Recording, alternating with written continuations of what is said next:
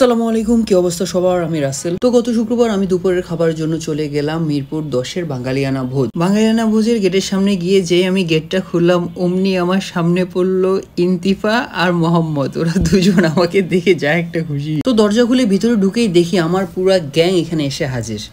আসলে পুরা গ্যাং বলবো না, একজন মিসিং ছিল। আমি একমাত্র ব্যক্তি যে সবাই পরে গেছি। এটার একটা কারণ আছে, কারণ যার বাসা কাছে সে একটু দেরিতে যায়। আর এদিক দিয়ে সোসা মিম আমার চশমা নিয়ে অলওয়েজ টানাটানি করে। আর এদিক দিয়ে আমাদের যে মিসিং পাবলিকটা আছে, সে প্রায় 1 বছর আগে আমাদের ছেড়ে ডেনমার্কে চলে গেছে। তো এই 1 বছর পর আজকে আমরা আবার দেখা করলাম। তো এদিকে আমার ভিডিওর ভিউ বানানোর জন্য আনুষা তার সুন্দর চেহারাটা দেখালো। আসলে আমরা সবাই ওকে মিস করতেছি, ও আমাদের খুব মিস করতেছে, এই জন্য আমাদের ভিডিও কলে কথা বলছে। আর এতদিন পর দেখা করে আমরা সবাই খুব এক্সাইটেড ছিলাম। তো আমরা সবাই গল্প করতে করতে আমাদের খাবারটা চলে এসেছে। আর আজকে আমাদের খাবার ছিল হলো খুদে ভাত এবং ভর্তা, আর সাথে ছিল মাছ ভাজা, আলুর ঘাটি, হাঁসের মাংস।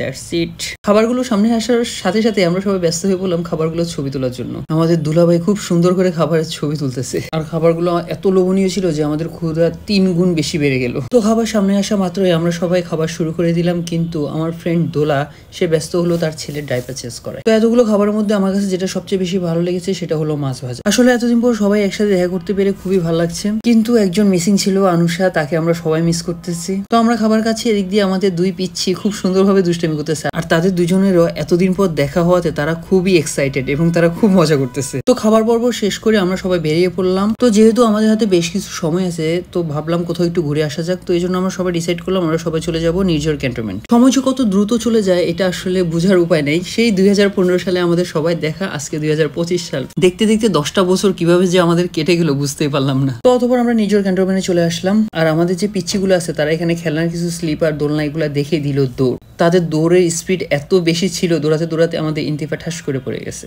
ওপস। আর এটা কোনো ব্যাপার না, এরকম পড়ে যায় বাচ্চারা, আমরা ছোটবেলায় কত পড়ে গেছি। তো আগে আমাদের যেটা হতো, আমরা কোথাও ঘুরতে গেলে একসাথে গোল হয়ে বসে আমরা আড্ডা দিতাম, বাট এখন কোথাও বের হলে আমাদের এই বাচ্চাদের গাইড করা লাগে। যাক, এটা কোনো প্যারা না, এটাও লাইফের অন্যরকম একটা চিল মোমেন্ট। আর আপনারা তো সবাই জানেন আমার বাচ্চা কাচ্চা কত পছন্দ। তো আমরা হাঁটতে হাঁটতে আরো ভিতরে চলে গেলাম। নির্ঝর ক্যান্টনমেন্টে এটা আমার প্রথম আসা, আর এরিয়াটা জাস্ট অসাম ছিল। আর আমাদের যে রাকিব মামা আছে না, উনি নর্মালি কোনো বাচ্চাদের কোলে নেয় না, এই ফার্স্ট মনে হয় সে দোলার বাচ্চাকে কোলে নিছে, তাও এত কমফোর্ট ভাবে। মোহাম্মদ একা একা খেলতেছে আর আমাদের দুলাভাই একা একা বসে বসে আমরা খাচ্ছি। আসলে আমাদের লাইফে কমফোর্ট কিছু পার্সন থাকে, তো আমি 100% শিওর দিয়ে বলতে পারবো আমার লাইফে যদি কমফোর্ট কোনো পার্সন থাকে সেটা হলো আমার ফ্রেন্ড। আমার লাইফে কিন্তু অনেক বেশি ফ্রেন্ড নেই, খুবই কম সংখ্যক ফ্রেন্ড, কিন্তু যারা আছে এক একটা হীরা। তো একটা বছর মনের মধ্যে অনেক কিছু কথা জমা ছিল, আজকে সবার সাথে দেখা হয়ে গেল এবং আমরা অনেক বেশি গল্প করলাম এবং আমরা অনেক অনেক ছবি তুললাম, কিন্তু সত্যি কথা কি আমার মনটা ভরেনি। তো যাই হোক, তো অবশেষে ঘোরাঘুরির পর্ব শেষ। এখন আমরা সবাই যার যার বাসায় চলে যাব। কিন্তু যাওয়ার সময় সবার মন খারাপ থাকলেও সুমন ভাইয়ের একটা অফারে আমাদের সবার মন ভালো হয়ে গেছে, সেটা হলো সুমন ভাইয়ের বাসায় বারবিকিউ পার্টি। তো ইনশাল্লাহ আমাদের খুবই তাড়াতাড়ি আবার দেখা হবে, আমরা অনেক মজা করব। তো সবাই আমাদের জন্য দোয়া করবেন। আল্লাহ হাফেজ।